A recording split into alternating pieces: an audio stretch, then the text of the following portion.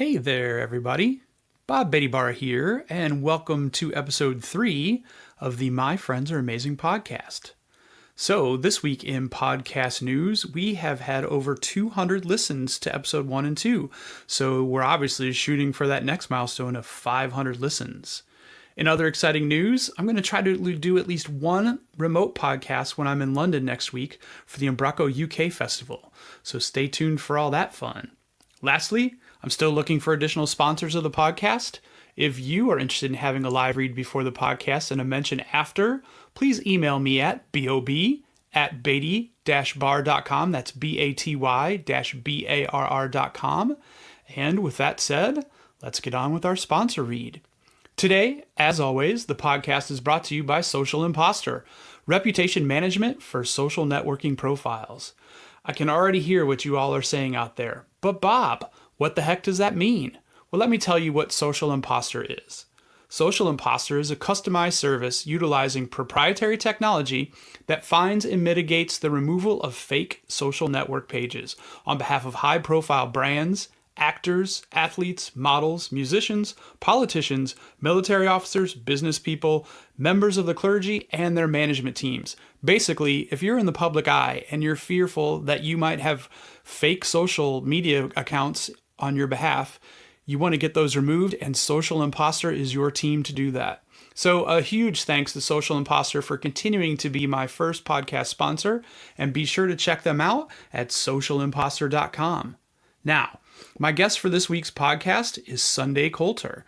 Sunday and I have been friends for nearly 7 years, and as with all my guests, I asked Sunday to send me a bio, and this is what she had to say. Sunday is a wife, a fur baby mom, a friend, a caretaker, and an artist. Sunday has been married for 16 years to her best friend and has 2 cats, Nelix and Misty. Sunday and her husband love to throw parties for their friends, and that is definitely something that we're going to talk about in today's podcast.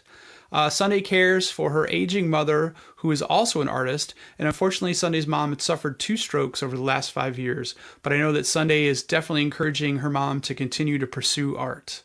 Sunday is a tech junkie and loves to explore new technologies, and she's a total Adobe fangirl and has been involved with their products for many, many years. Sunday is also the manager of brand and design for Segal Group's Inhouse design team. And she's worked there for 25 years, which is pretty much half of her life.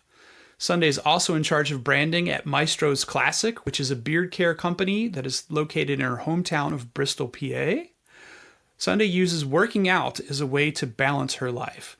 She's a 3rd-degree black belt in Tae Kwon Do, and she currently participates in pole fitness, row fit, and walking. She loves to watch wrestling, boxing, and MMA, and she is a huge super fan of The Rock. Sunday is an artist at heart and a lover of architecture, structure, and all things vintage. I'm super excited for all of you to hear Sunday talk in her words more about the amazing things that she's involved in. So let's get to it. Ladies and gentlemen, Sunday Coulter. Hey Sunday, how's it going? Hey, Bob. I'm good. How are you? I'm all right. So my Apple Watch buzzed earlier this evening, and I think it told me that you achieved some exercise goal. Is that correct? That is true. Oh, yes. It is. Progress update for Sunday. Workout completed. See, you burn more calories in one workout than I am typically burning in an entire day, which makes me hate you. So Sorry. it says other mixed cardio. Yes. So what were you doing? What were you doing tonight? I was at a pole fitness or pole dancing, if you will, class at the... Now, technically, it's not pole dancing, though, right? It is pole fitness. Well, it's both. I'm not going to lie. There is a little, sometimes we do chair dancing and a little sexy time. But for the most part... Is there twerking that happens in this class? Oh, yes, there's separate twerk classes, actually. And I have been to... There's a class on twerking? Yes, there is, and it's brilliant. It's amazing. Yes, there is a twerking class, and I have actually been to it. So yeah. Full So disclosure. for those of us who haven't twerked, full disclosure, I think I have twerked, but for those of us who haven't twerked, what muscle groups does twerking actually emphasize? Oh gosh, your lower stomach and inner thigh mostly. Believe it or not. Yeah. Ooh, wait, lower stomach, Yeah. that's bonus because that's that last little bit of fat Yeah. that you can never get rid of. Yes. And there are, yeah. And it's interesting because most of the day you don't realize, but you're holding your butt really tight most of the time. And with twerking, you have to kind of learn how to let it go. So you're saying, you're admitting here in front of everyone, who all 7 listeners of this podcast, Yes. that you hold your butt. See, I think I miss out on that. I think I might be good for twerking because I don't think I clench my butt all day. Well, yeah. I'm sitting in my chair trying to figure out how I sit. I probably should be tucking my pelvis more during the day. It probably would help my lower back. Probably. Yeah. Wow. We have just dived right in tonight. Well, might as well go for it. All right. So pole fitness. Yes. Which there's a whole separate class for twerking. So that doesn't happen in pole fitness. Not every day. Tell me a little bit about what pole fitness looks like on a nightly basis. Well, tonight was pole conditioning. So we did a lot of strength moves. So trying to climb up the pole, lifting your body weight up the pole, basically, doing handstands, trying to do handstands, I should say. I can do a headstand very well, but handstands on the to-do list for this year. And just a lot of strength moves. So kind of trying to pull yourself up into a seated position, climbing the pole, going down the pole in a seated position, just using your arms to kind of lower you. It's intense. So how high is this pole? Like, where's the ceiling in this equation? It's about, I'd say 10 feet, maybe 12. Yeah. So how many people in the class? Usually, I think there's 10 or 12 poles in the room. It's a hardwood floor kind of thing. 10 or 12 poles. full. Okay, see, I was envisioning you guys rotating. Like, all right, so you do a set, you climb up, and then I climb up, and then, okay. I wish. Sometimes I So wish. everyone has a pole. Okay. Yes. And they have like like a hardwood floor, and there's mirrored walls on 2 sides of the room, and then a parking lot and other part of the studio there. But a lot of the girls There's a parking lot in the studio? There's like a big window out to the parking lot. Sorry. Oh, so people can just walk up and like just watch for a while? Well, there's curtains, but there are some creepers. Oh, okay. Not gonna lie. There's been creepers, I'm pretty sure. So, there's mostly women in the class, but sometimes there's a couple gentlemen that join in, and they're always really good because they have better upper body strength. It's a lot of upper body strength, and a lot of the women that go are dancers in other lives, like they've taken ballet all their life or whatever. And then there's a couple of us that have I never danced before ever. So it's a good mix of people.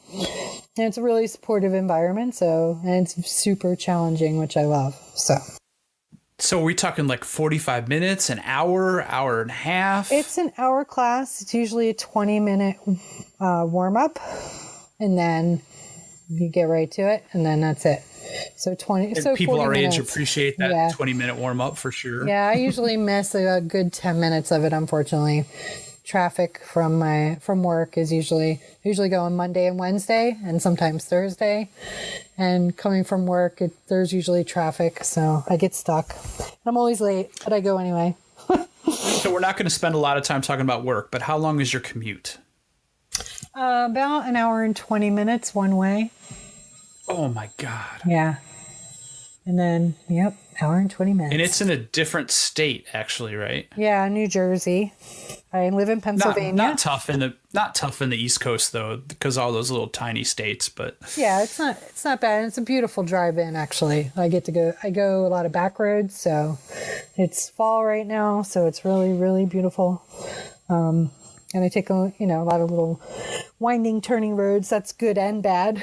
Sometimes you get stuck behind the school bus or the landscape truck or the trash truck or whatever. And then it takes much longer to get there. So I've spent some time on the East Coast with summer jobs and whatnot, and just like that you said, winding roads and all that. I mean, I remember just seeing hundreds of deer off the side of the road, and we know a guy who gets hit by a deer like every other week. Yes. So, like, how are you? Are you pretty lucky in that regard? Knock on wood, never hit a deer all the years I've been driving. Or been hit by a deer? Or been hit by a deer. Yeah.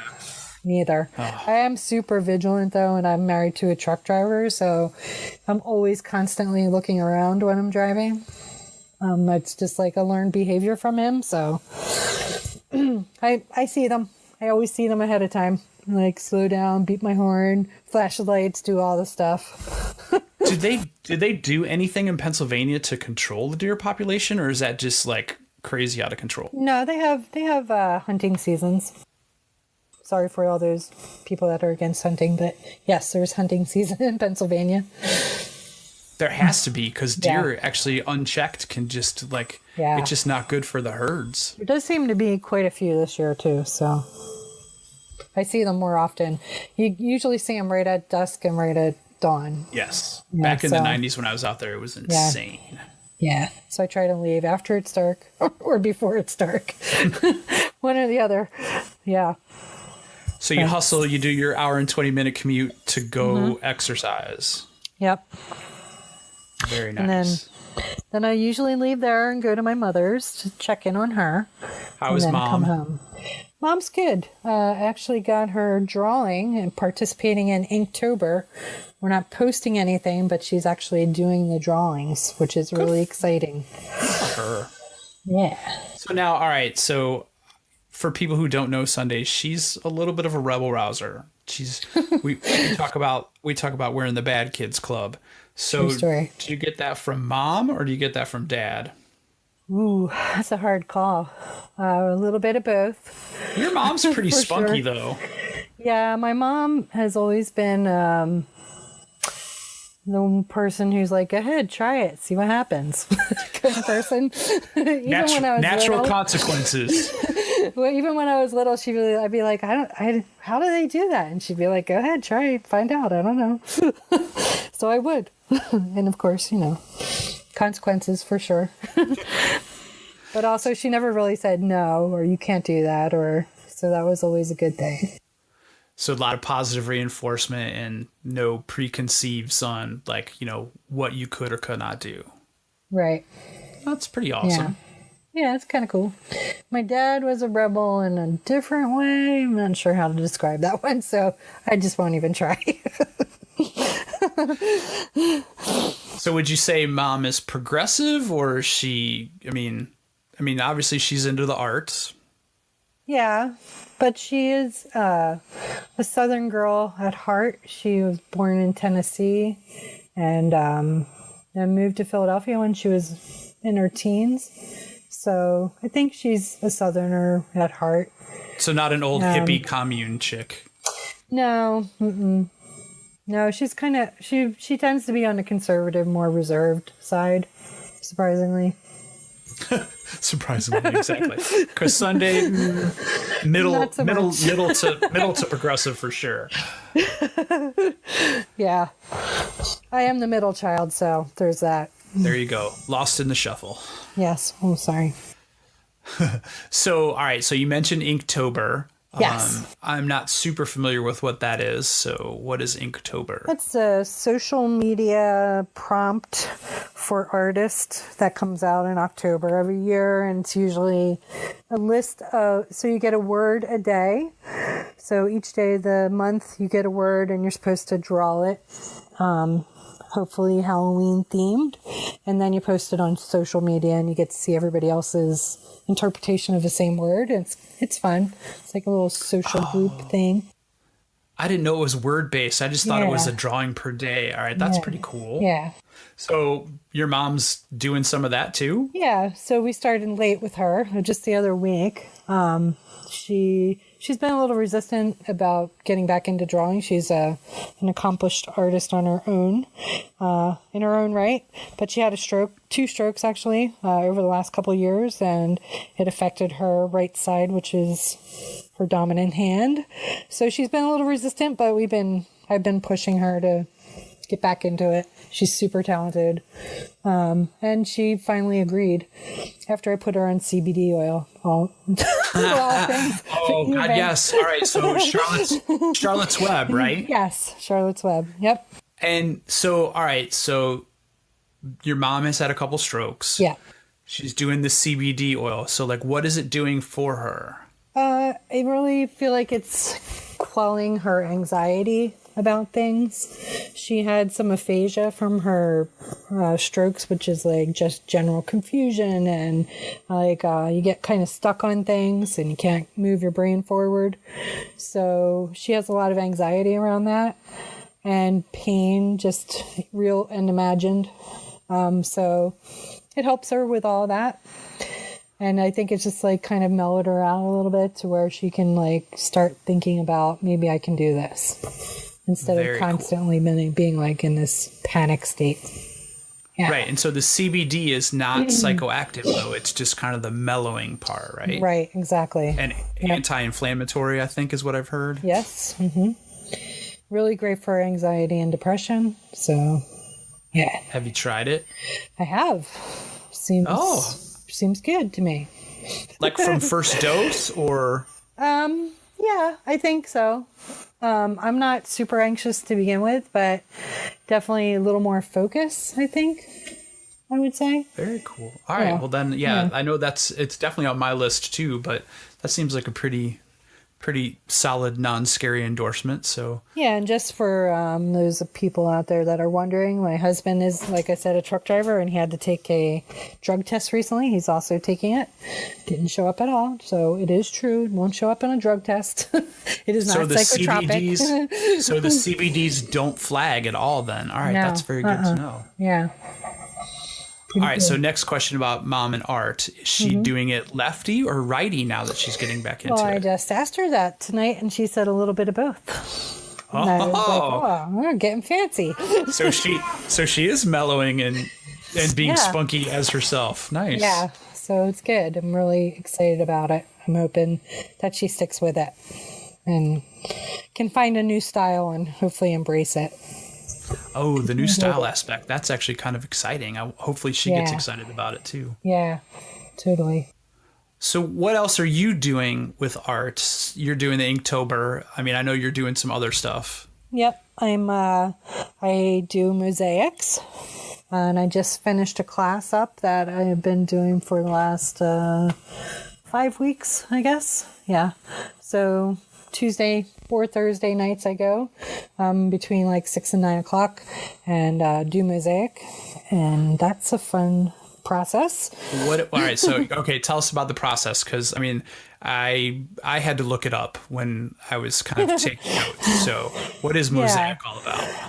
In the simplest form, it's basically you're breaking pieces of glass, putting them onto a surface by gluing them usually, and creating patterns with them, and then grouting it to finish the piece. So do you break them with purpose, or? You can. Yes, you can break them. I do with purpose, yes. Okay. But there are other people that just do a kind of random design. I try to make mine into different media, like just different topics. So I've done like a sugar skull. I've done one with my cats in it.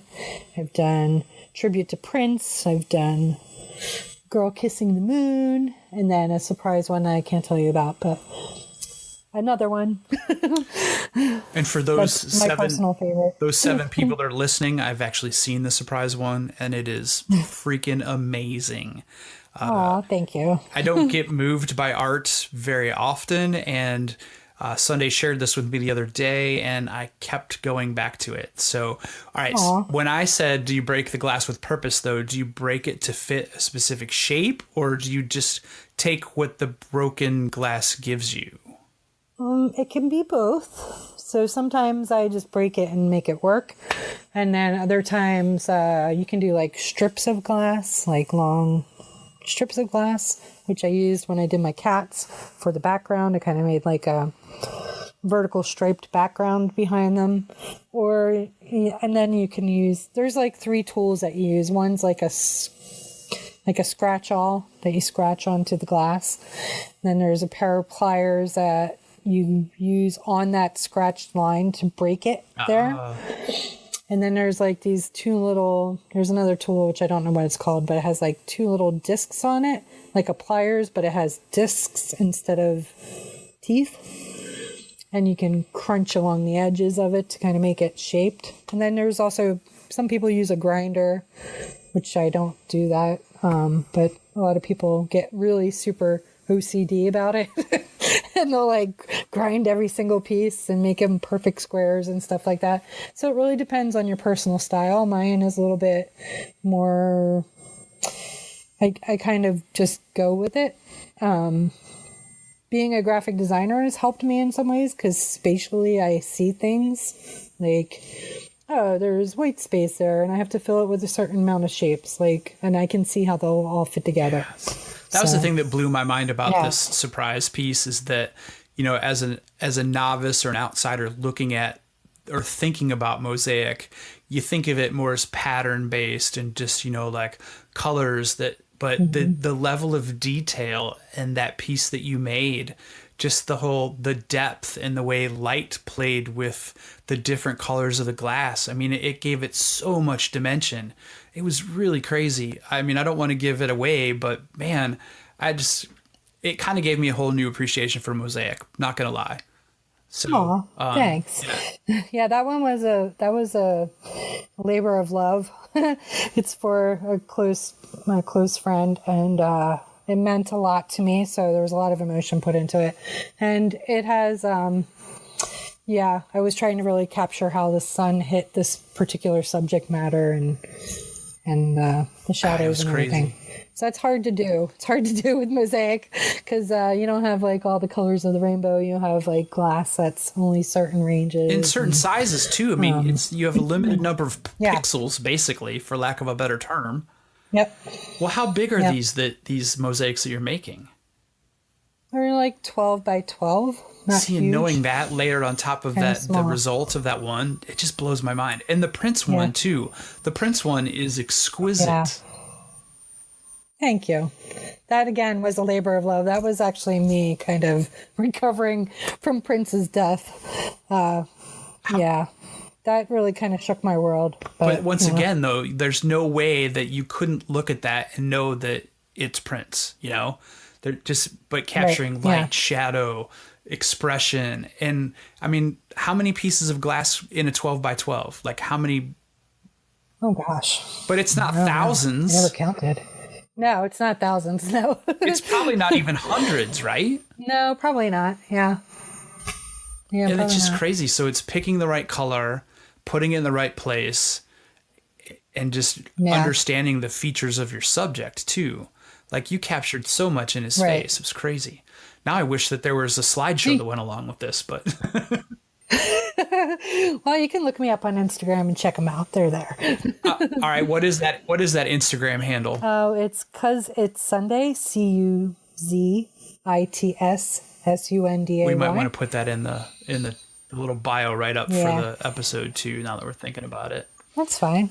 All right. So you said the Prince thing kind of rocked your world. I mean, like talk about, so you and I are both people of a certain age. One of us is approaching 50 and you are how old now? I am 50. I'll be 51. So I was in high school when Prince made it big in 1984. And I've always been a fan of music. I like to thank my Aunt Karen for that because she introduced me to music very early on. And she used to play music all the time and we would dance and sing and do all kinds of stuff. So music's always been a part of my life, just as a happy place. And Prince in particular was a huge influence on me. Just he wasn't afraid to be who he was, and he accepted everybody else for who they were, and just, you know, he was out there, and it was awesome.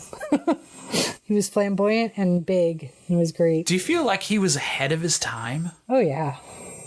Yeah, definitely. Yeah. I also feel like he's incredibly timeless too. But yeah, because like what guy could wear like ruffles, makeup, high heels, and still be so... Hi, there's Nelix. Sorry, yep, there's my cat. Hello, bud. That's my cat. Welcome back, Nelix. He likes to talk, so he may be meowing at me. And I haven't been home all day, so he comes to say hello. Sorry, I interrupted. You were talking about Prince and his flamboyant nature and his pushing the envelope of androgyny at, you know, even in 84. And, well, I guess, you know, there's a rich history of that. I mean, there were other, you know, pioneers before him, David Bowie, and again, you know, huge fan. But there's something about like not giving a hoot what anybody thinks and doing you full on that I always admired about Prince, just that he had the courage to be him. And, you know, obviously a savant and a dancer and all those things. And so young, and just died unexpectedly. It was just a big, like, you know, I'm still a fan. I you know, bought his last album and listened to it all over and over again, you know. And I'm even, you know, and now still thinking about how he impacted my life and stuff. And his ex-wife, Mate, just wrote a book. She's a belly dancer. If you're a fan, you would know that she was very young when she met Prince, and he and her were together for about 11 years. And they had a son that unfortunately passed away, the whole Oprah thing. So, I mean, I'm a super fan, so I know all this stuff. What's the whole Oprah thing? I don't know the Oprah thing. They went on to Oprah's show after their son had died and said that everything was okay. Like that he was still, you know, that he was fine and healthy and they were happy and all this stuff. Yeah, pretty traumatic stuff. Yeah. Wow. So I totally missed that because I'm not obviously definitely as much of a fan as you. Favorite song is Seven. Favorite song? What's the favorite song? Yeah, it's one of my favorite ones. I'm not sure exactly why. Very nice. There's something about it. It's very magical. And The One is always a good one as well. Yeah, there's just so many. It's hard to pick a favorite. You know, different times in my life. There's just so many. They're so good. Different songs of his have meant different things. So, yeah, in the 80s, I would have, you know, Kiss and Raspberry Beret and all of it, you know. Yeah. Right, but the catalog just went on and on and on from that. So many people don't realize that he had multi-album type releases after prolific. those. He just wrote and wrote and wrote, not only for himself but for others. And you know, Sinead O'Connor sang. You know, I mean, just a huge writer. Yeah. So. Oh yeah. I'm actually listening to his book by his ex-wife, and it's really good. It's called The Most Beautiful, because she was the most beautiful girl in the world, according to him. And yeah, it's interesting. She does belly dancing classes, and she sometimes comes to New York. So trying to figure out how I can get myself there to go to a class, which would be super awesome. Try not to scare her. Oh, do you have a history of scaring your fandoms? I do. I scared Chip Foose one time, who's from Overhauling, for all those car aficionados out there. Where did you run into Chip Foose? At his shop. Oh, you just went to go visit him? No, we did, because he has a shop in California, and I was out there for Adobe Max and had like a free time before Max started. So my husband and I went and we saw Jesse James. We went to Jesse James's shop. We saw him He's a jerk. Then we went over to Chip Foose because I'm a super fan of Chip Foose also. I have a problem, I think. I might being a super fan. But he's a super amazing designer of cars, and he's always very minimalist, and he just builds gorgeous things, and I love that part of him. I love design and I love structure, so he's like really good at all that. So we went to see him, and he does open a shop like one day a week, and it just happened to be the day that we were there, and he came out to see if like people were out there. I'm like, oh my god, there he is, Chip Bruce. Whoa. He's like, yeah, we'll be back in like 30 minutes. Oh, so they weren't really open at that point? Will go away by then. But he turned out to be really nice. He had I think there was like 8 people, and if you've ever met my husband, he can talk to anybody for long periods of time and keep them interested, and he's super outgoing and everything. So Chip and him really hit it off, and we ended up staying, and then I got a shirt and he drew a picture of a car on it, and then he autographed a bunch of stuff for me, and we had lunch, pizza. So Nice. It was really great. Yeah. And I was like, I love you forever. So that Chip was Bruce, if you're listening. Yes, Chip, if you're one of the 7 listeners, Sunday's a huge fan and she'd love to connect again. It's so funny because we have a 1973 Gran Torino in our backyard that's waiting to be refurbished someday. And I had actually sent it in to Overhauling to see if they would do it for John. Was this before you met him or after? Surprise. Before I met him. And then after the super fan moment, and we got to talk later, I was like, I actually sent a car in. He's like, oh, yeah.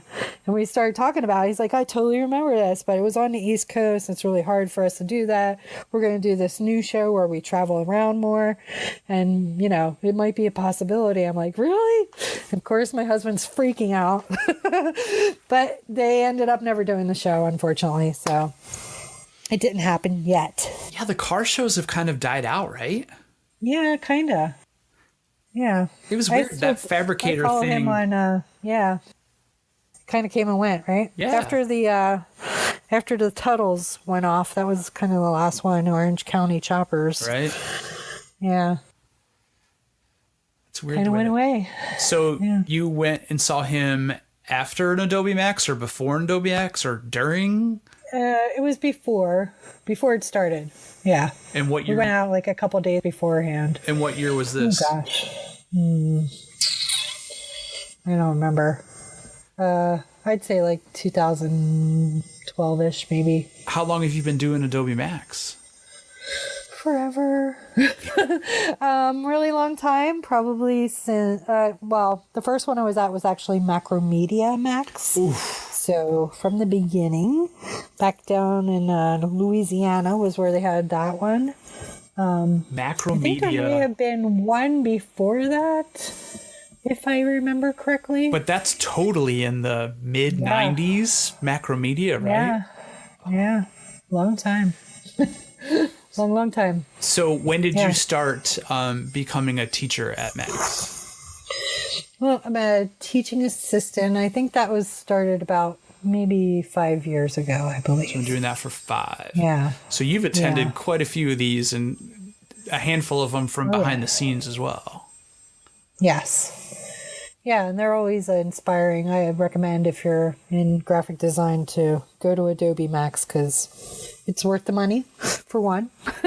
You'll definitely learn a bunch of stuff. And then just the connections that you make with people and being with same-minded people is always a good thing, I think. Did you bump into people, like in all your years, have you bumped into people who aren't designers, or is it pretty much 100% designers or, design-related fields like project manager, office manager? Yeah, I mean, I think mostly graphic designer. There was a moment in time there where Adobe was trying to kind of bridge the developer/designer area for a couple years. Back when Dreamweaver was in favor. Yes, exactly. And, back then there was a little bit of a mix. Even I was a little bit of a mix at that point. So that was before you came to work for us. But but I would do more, code stuff and design stuff. So there was a period of time where it was both. But in general, now I think they've kind of embraced their inner designer, and that's where they're focusing all their attention. Did they always get as many video people as they're probably getting now? No, I don't think so. I think when Premiere started being used by Hollywood, like for Deadpool and some of the bigger named movies, then, yeah, we started getting more and more video. That was just a few years ago, right? Yeah, not that long Probably ago. Probably 4 now that I think about it and say it out loud. Gosh, time goes so fast. It's kind of crazy. It does. Clicks right by. So... But yeah. What's it like to prep? Or what is there prep involved? Like, so you're a teaching assistant for Adobe Max. Do you just show up and be like, hey, I'm here? No. No. They usually send you a survey that you have to fill out beforehand, and you have to tell them like what your skill sets are, how much experience you have in each one. Like they'll ask you which software you use and how long you've used it, what level you think you're at, beginner, intermediate, advanced, expert, and then they assign certain classes to you, and then the speakers for those classes will usually reach out to you with a class set up so that you know what's going to happen. And you might have a what do they call that? A WebEx or Adobe Connect, actually, where you get on and you go through the presentation with the speakers. Sometimes it's just email. Sometimes it's, here's the lessons, learn them on your own. We hope you're prepared when you get there. There's some meetings that you have to go to when you get there. So there's like a TA meeting or teaching assistant meeting for everybody. You have to go to that. And you also have to sit through a presentation from Adobe themselves about, how to act and what to wear and, what they expect from you. What's in there, what to wear? That kind of stuff. Part of the presentation. Usually it's casual, but they just want to make sure that they say that because some people in the past have tried to wear high heels and you're walking a lot. So it's a big area. There's over 12,000 attendees this year. So it was at the Venetian in Las Vegas at the Sands Expo Center, and it was gigantic. It was huge. Is this the first year they've been in Vegas? I'm sure you got a lot of Apple Watch steps that while I was out there. How many? Was that the first time? Yeah, in Vegas? was it? Is that what you said? I think it was the second time in Vegas. But they didn't do Vegas last year, did they? Not last year, no. That was San Diego. And they actually had a long contract with LA. So they had it there, I think, 5 years in a row. And they're going back to LA next year for I think they have a 3-year contract is what I heard. So it'll be in LA for the next 3 years. So that's exciting. It's kind of nice to be in the same place because you get used to where things are and there's common meeting places and stuff like that. So it's nice. For your personal traveling, do you prefer LA or Vegas? Well, I have to kind of say Vegas because my niece lives there. And I love to spend time with her and her 2 stepchildren and her husband. So that's a bonus. Did you get to connect with her to see her this time? Oh, good. Yeah, we got to see her. Got my husband and her together a lot. They went and did some fun stuff together, and then I would join them at night here and there when I could. So, yeah, it was good to see her. And I got to see her the day before Max started, so that was nice. And we hung out with her one night at US Fest too, right? We did, yeah. Very cool. Yeah. So what other traveling do you do on these free times for Sunday? Oh, I've done a lot of traveling. I enjoy traveling a lot. My fictitious dream job would be to be a travel correspondent, someday. I heard that's actually really hard work, though. I know, but you get to travel and you're in cool places, and so what? But wouldn't you be afraid it became work at that point, or do you think you'd be able to keep the passion? I think I'd be able to keep the passion. I have no problem traveling. My husband probably not so much, not the same way that I would like to. But that's okay. We balance it out. I've been to quite a few places. I've been to Lillehammer during the Olympics. I've been to Norway. Other times I've been in Bergen, and I've been to Denmark several times, Germany, France, London, Spain multiple times, Mexico, Nice. Australia, Tasmania. Yeah. So did you guys plan to go to Lillehammer for the Olympics, or that was just coincidental? No, I planned to go to Lillehammer in 1994. So before my husband, pre-husband, I went to Lillehammer for the Olympics, for the Winter Olympics. It was kind of amazing. So what was the driving force behind Winter Olympics Lillehammer 94? I don't know. I just wanted to go. So no favorite athlete, no favorite sport, No. just like Winter Olympics. Sounds like a good idea. Should do Lillehammer, it. Yep. why not? Yeah, I should totally do it. Well, if you're going to go to the Winter Olympics, you want to go someplace where they know winter. So I figured True. Norway, they got it down. So I'm going to Norway. And I went to Norway. And then I went to the I went to the Summer Olympics then in Atlanta the following, whatever it is, 2 years, 4 years. Just to experience the Summer Olympics, or Exactly. Yep. And it was the year that Michael Johnson won all those track records. So it was, roided up Michael yeah, Johnson. Yeah. And it was the year of the the Olympic bombing as well. I got there the day after. That's where my mom gets conservative. It's like, are you sure you want to go? Yep, I'm going. I got a ticket. Bye. But yeah, Lillehammer. Mm-hmm. Super cold. And you've been in Norway multiple times, right? Yes, I have. It's gorgeous. Very cool. I'd like to go there again probably someday in the spring when it's not freezing cold. But yeah, I've been Any plans? Sorry. Any plans for like Egypt to see the pyramids or anything like that? No, not right away. We have our next plan right now is to go to Iceland in February, again in the cold, to see the Northern Lights, and that's my husband's 50th birthday present. So we're going to go there. You guys did a layover there last year, right? We did. I found this awesome website called Airwander, where you could book extended layovers. So we did we were going to Denmark to a wedding of some close friends that I actually met at Max several years ago. They were getting married in Denmark, so we were going to Denmark for their wedding, and we decided, well, we're going to fly all that way. This is a perfect time to try it. So we did a layover in Iceland for about 8 hours. And we went to the Blue Lagoon there, which I highly recommend. It's amazing. It's a geothermal spa. And it's really close to the airport, so it's totally doable if you have like a longer layover. And then we left there and went to Riga, Latvia, which is highly undermarketed in my personal opinion. They have some of the most amazing architecture that I've ever seen. They have a whole Art Nouveau district, which is really beautiful, absolutely gorgeous. And then we flew from there to Denmark, and we were in Denmark for about a week or so. And then on the way back, we went to, what's it called? Oh my gosh, I just lost it. Porto, Portugal. And we were there for 22 hours or something.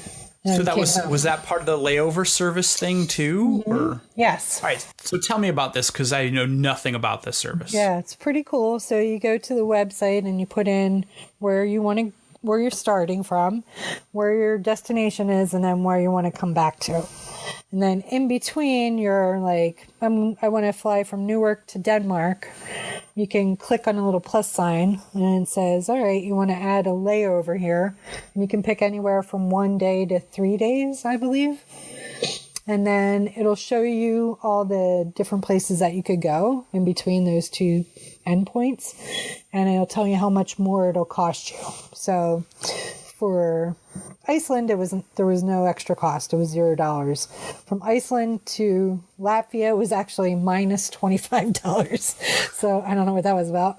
Then from Latvia to Denmark, it was $0. So it basically cost us, a hotel room in Latvia, and that's it. So right, because in theory, that's on the regular path that you could take to go from New York to Denmark, basically. Exactly. Yep. And then on the way back, you can do the same thing. So from Denmark to Newark, I could pick like a 3-day layover if I wanted to, which in hindsight, we'd probably do a little bit more on the back end because the jet lag aspect going forward was rough. Was a little rough. Yeah. But yeah, it's a pretty cool little thing. And hey, you can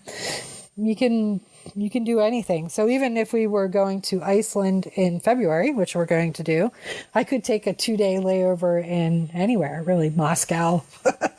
I could go wherever. It's very timely. It's kind of crazy. Yeah. I'm just saying. Like you could totally go to anywhere. And it's like, oh, it only cost you $30 more. So do you book your flights through that site too? Or does it just tell you which flights you could book? No, it kind of gathers them all up. It gathers them all up, and then you have to book it. And it kind of it goes through the steps, tells you what you need to do. It warns you, like, oh, some of these flights might be in another country. So make sure you call your bank and tell them that you're going to be booking a flight in Latvia, for instance. You're not really booking it through Baltic Air United States. So, yeah, that makes sense. You're booking it. Yeah. So that's the only kind of tricky part. But yeah, overall, it worked really great. And I would totally do it again. Are you going to do it for the 50th birthday trip, or are you guys just going to go straight there and straight back? No, we're going to go straight there and straight back because it's going to be kind of a shorter trip. Only like 4 or 5 days, and I you think. said that's after the New Year? Is that when it was? Yeah, February. In February. Because the Northern Lights will be viewable then, and that's our main goal, to go see those. Can you photograph those? Like, can regular people photograph them? I think so, if you have a tripod and you know how to use your camera. I expect to see some pictures then.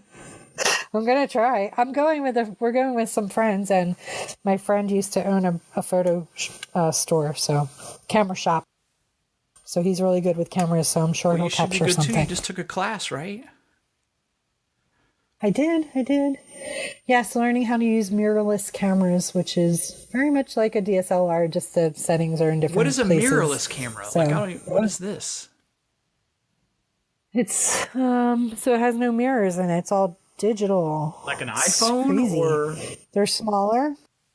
No, it's DSLR, and you can get like fancy, lenses and all that jazz.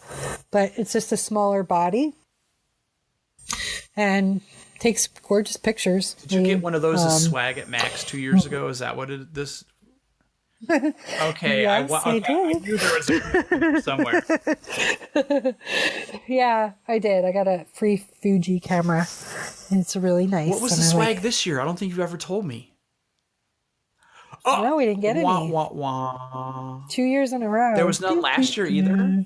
Yeah. No. Mm-mm. I think it's getting. Well, yeah, 12,000 gifts. That's a bit. Because those cameras were what, like retailed for 600 or something like that? So, yes. Yeah.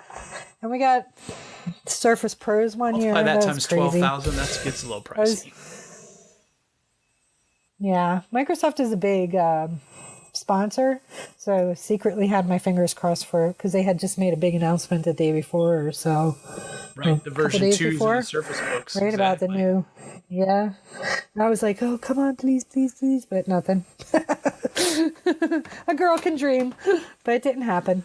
So you travel around, you go to all these, conferences, festivals, as some of the conferences we go to are referred to as. You meet all these great friends. Yeah. So do you bring them over to the house for massive celebrations, or is that mostly just the local friends? Just mostly local friends, although some of them have been invited to the parties, but they I promise haven't I'm going to make yet, one. I'm just going to show up. That'd be awesome. We usually do a huge Christmas toast at our house every year since we've been together. We've done this. And I decorate for about a week. It's kind of crazy. It looks like a museum in here. All my friends will say it is a museum. And actually, we thought about making it into a museum at one point. But yeah, we decorate, and we have about 50 to 75 people kind of come in and out during the night. And it's a really great night. And I really cherish that tradition. We're going to keep it going for a couple more years. But then... You're going to... Don't tell my friends I'm going to sell all my But if you sell all the decorations, you could still have the Christmas toast, couldn't you? Well, yes, we could. Where do the decorations come from? Could. Yeah. Oh, we collected a lot when we first got together. We both love vintage things, and my brother and his wife are actually also collectors of vintage. So we spent a lot of time with them when we first, got married, and we're trying to build, our Christmas stuff together. And then, I don't know, at some point it just got did it start out with like a train set and maybe a couple angels, and then it just blew up from there? Yeah, kind of. I mean, I had some things because I had lived on my own before, and John had lived on his own. And we just had an affinity for being ridiculous at Christmas time. We both love Christmas. We're both born in December. So, some ways I feel like I got ripped off when I was a kid. Like I never, oh yeah, and this one's your birthday present. Oh yeah, it's wrapped in Christmas paper, people. I'm just saying. And my husband was born 2 days before Christmas. So I think that's why we kind of both migrated towards let's do Christmas. So what are some of the most unique so we did. Christmas decorations you guys have? Oh gosh. Well, there's Aloysius, who is a mascot in his own right. This is gonna sound so crazy. So my husband trash picked a mounted deer head stuffed, one year. Like actual real deer. Okay. Yeah. Like a real deer that somebody had thrown away, like at the curb. Nice. And he trash picked it. Okay. And then over the years, we've been embellishing him with different things like a Santa hat and some lights and a Rudolph nose that lights up and a big bling necklace. And he sits in the middle of this giant wreath that we got at a barn sale that's like... Oh, shit, I gotta see. I don't know, about 4 feet wide. It's huge. Well, it would have to be to have a deer head in the middle. So where did the name Aloysius come from? Oh, I think I just named him that. I don't think he didn't come from anywhere. Just called him Aloysius. I think John actually named him now that I think about it. And how long has Aloysius been in the family? Oh, a long time now. Yeah, like 16 years. Holy cow. But you can't sell Aloysius. No, I know. We'll have to bequeath them to some yeah, that's like an heirloom. That needs to be like you need to find somebody to pass that down to. Maybe my crazy niece in Las Vegas would appreciate it. Or I'll send it to her. Maybe you have a raffle for Aloysius at one of the Christmas toasts. That's a fine idea. I like that idea. The grand prize winner is... That'd be awesome. All right, so Aloysius, that's definitely unique. What's your oldest? Yes. What's your oldest, most antique-y Christmas decoration? No. The oldest one. That's hard. Whew. I'd have to say we have like the American Cancer Society banks that they used to put in like at shoe stores and stuff to collect money when you used to put your coins in there. to fight tuberculosis or something.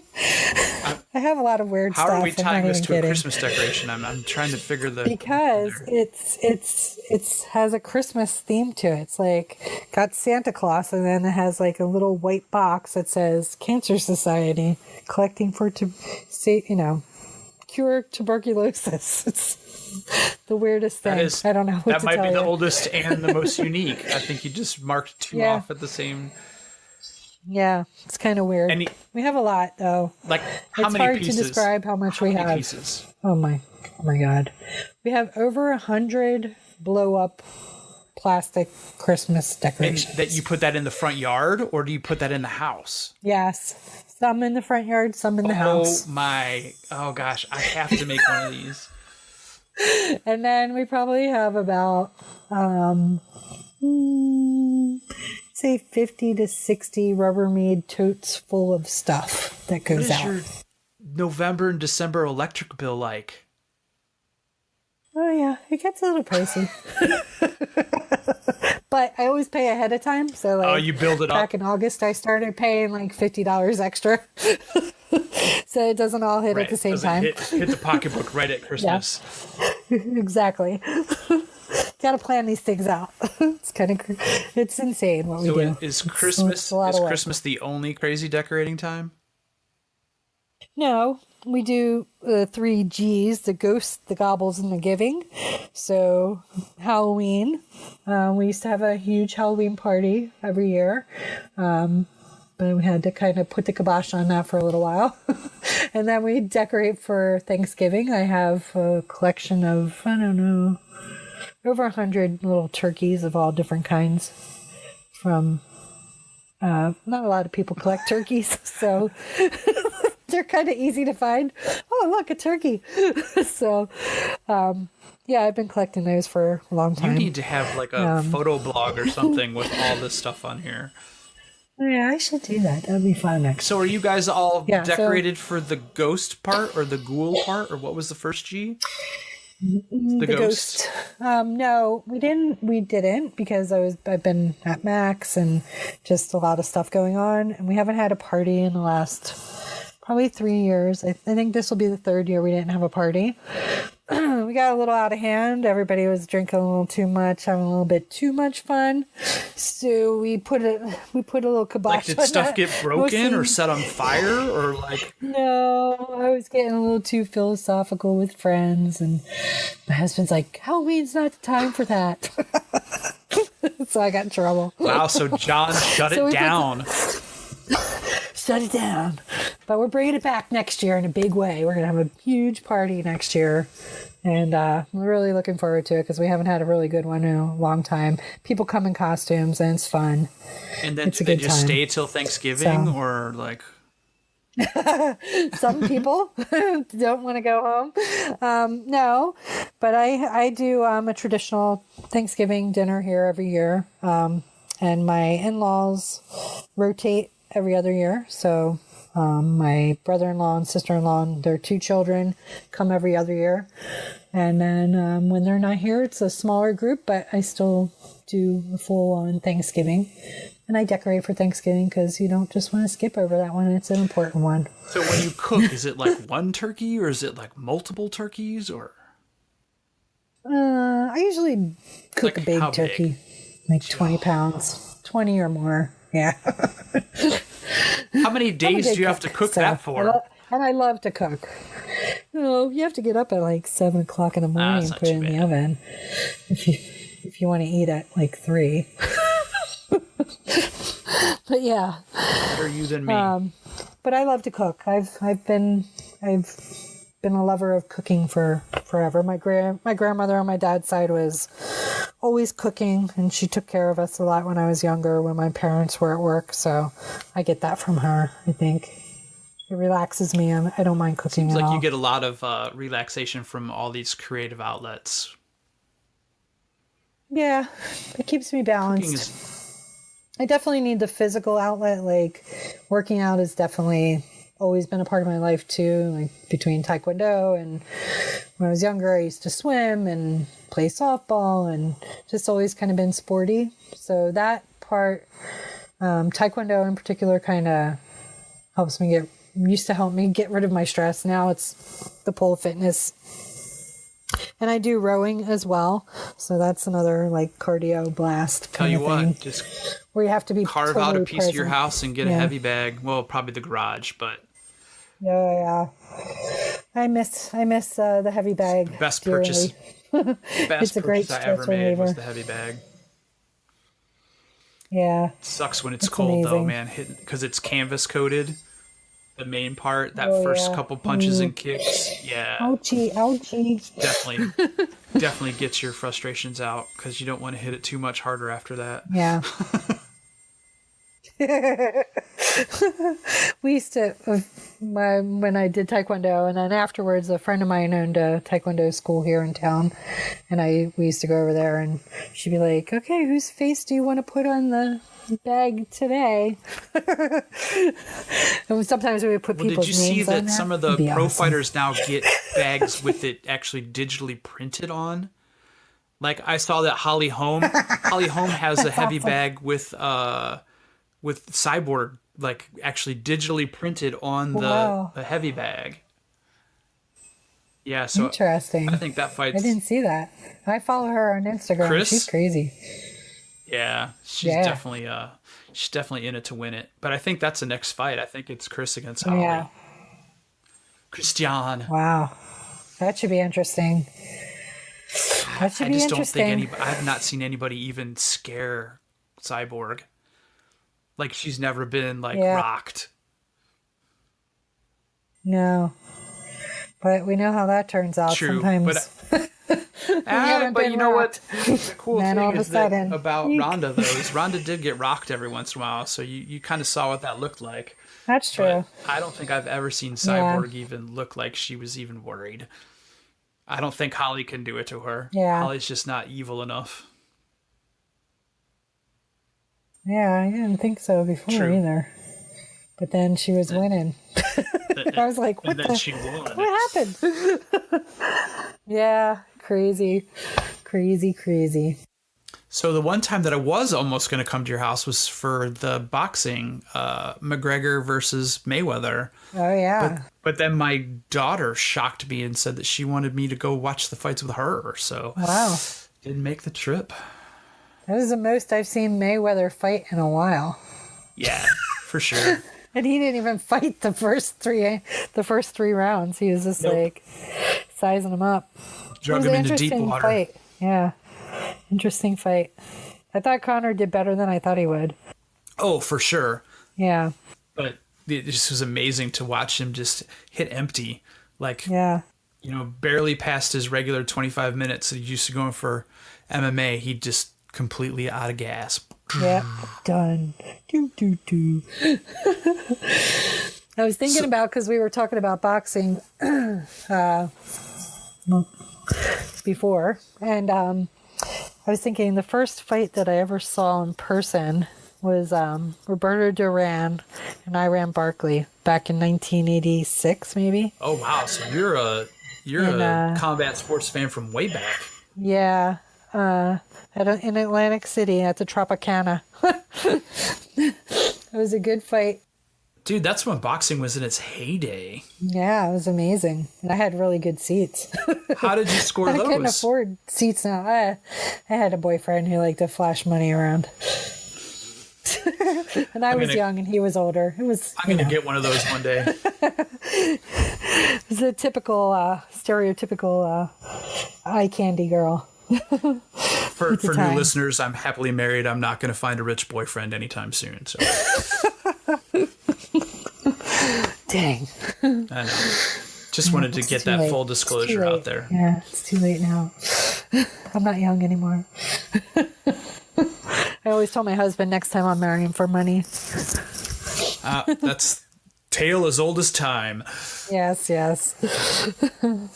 All right, so I think the only thing that we haven't talked about yet, we've touched upon some fan obsessions of yours, but we haven't talked about the most current and probably one of the longest standing, if I'm not mistaken, Definitely.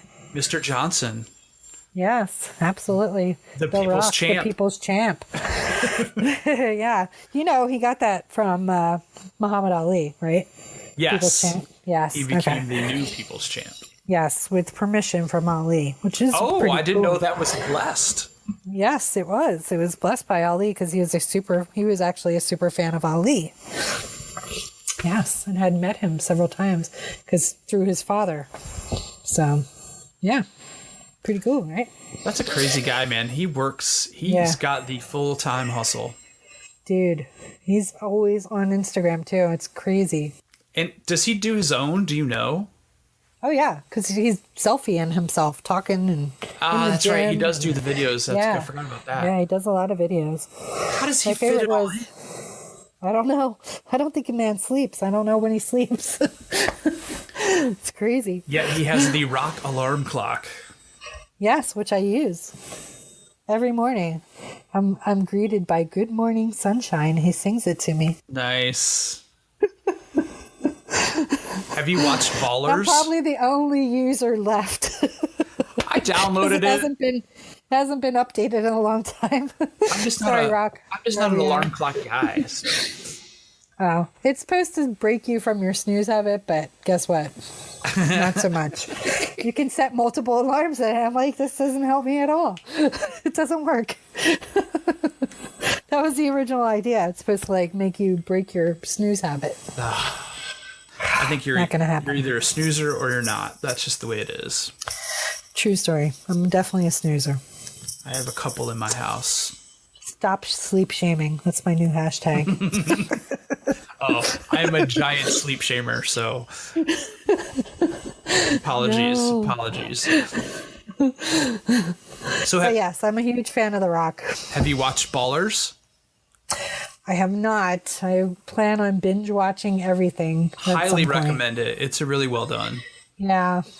That's one of those, I just haven't gotten into it yet, but I'm sure once I do, I'll be like, we gotta watch it all the time. Yeah. I don't watch a lot of TV when it's on kind of thing. I always on demand or, go back and binge watch the whole thing at once. Just when it rains and I have nothing else to do or there's a blizzard. I'll just watch everything. What movie was that he was in where he had the little afro and he was wearing blue polyester tight pants? Oh, Get Shorty? Was it Get Shorty or was he in Burn After Reading? I can't remember. Maybe Burn After Reading? Maybe. I'll have to look that one up, but it was a hilarious role. Yeah. I love Central Intelligence. That's the one I watched. Oh, yeah. That was so great. And then just him and Kevin Hart in general, I think, are brilliant together. Super excited for Jumanji. Are they both in that too? Yes. Oh my gosh. It looks amazing.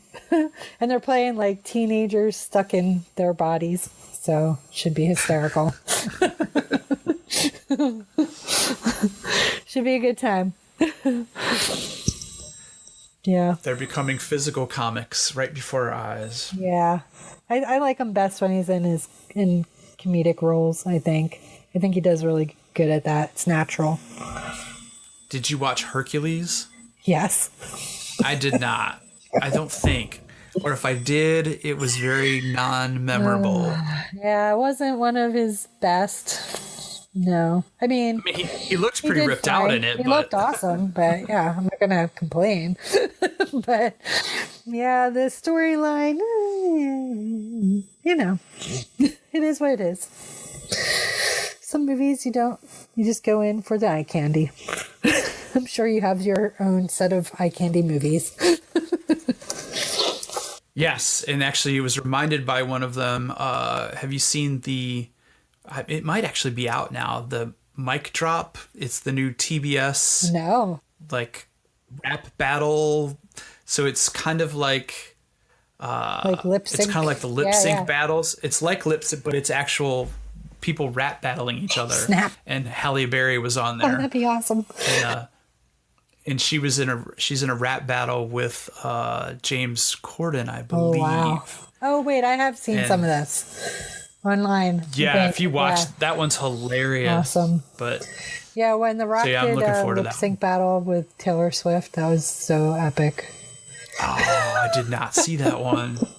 And I'm also looking forward to seeing him in Black Adam because I am a comic book fan as well, just through assimilation from my husband, because he's a huge fan of Batman and comics in general.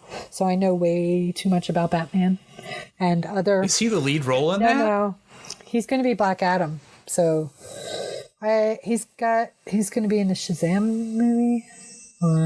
Yeah, Shazam. Yeah, it's coming up. Stay tuned. That's how I know you are a super fan, because I haven't heard of this stuff. Yeah. Yeah, he's going to play an evil guy. It's going to be awesome.